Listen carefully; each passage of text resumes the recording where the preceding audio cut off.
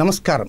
మిథున రాశి 2018 జూన్ 9వ తేదీ సూర్యోదయానికి ముందు 2:41 నుంచి జూలై నెల 5వ తేదీ సూర్యోదయానికి ముందు 2:25 వరకు కర్కాటక రాశిలో శుక్రరాహువుల కలయిక ఉన్నది. కేవలం 26 రోజుల పాటు మాత్రమే శుక్రుడు సంచారం ఉంటాడు.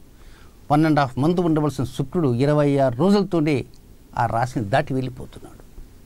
అంతేకాకుండా రాహుతో ప్రత్యేకంగా 21వ తేదీ రాత్రి 9 గంటల నుంచి 9:30 మధ్య ఓ బిందువు దగ్గర ఆ శుక్రరాహువుల కలయిక జరుగుతుంది. రాహు మనం చూడలేం, ఎందుకంటే షాడో ప్లానెట్.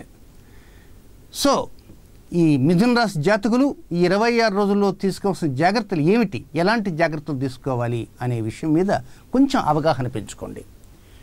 అలంకరణ సంబంధమైన వస్తువులకు కావచ్చు, లేక విలాసవంతమైన జీవితానికి కావచ్చు, విలాసవంతమైనటువంటి దుస్తులు కొనుగోలుకు కావచ్చు, ఆభరణాలకు కావచ్చు, ఇలాంటివి కొనుగోలు చేయటానికి అలాంటి వాటిపైన డబ్బు ఖర్చు పెట్టాలని మీరు అనుకునేటైతే కొంచెం ఆలోచన చేయండి. తొందరపడకండి, హడావుడి పడకండి. ఆలోచన చేసి ఆ తర్వాతని కొనండి.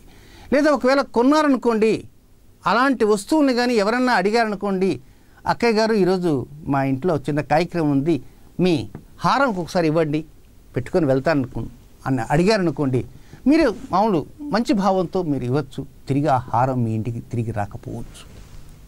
కొన్ని జాగ్రత్తలు తీసుకోండి. అంతేకాకుండా మీకు సంతానం కనుక ఉంటే ఆ సంతాన విషయాల మీద కూడా ఎక్కువ దృష్టి ఉంచాలి. అంటే సంతానం ఎలాంటి అంశాల మీద సంతానం అంటే, ఆ సంతానానికి సంబంధించిన అంశాలు ఏమిటంటే, వారిలో ఏదైనా కొంత విలాసవంతంగా హ్యాపీగా ఉల్లాసంగా ఉత్సాహంగా తిరగాలనే ధోరణితో వారికి ఎక్కువ ఆలోచనలు వస్తూ ఉంటాయి.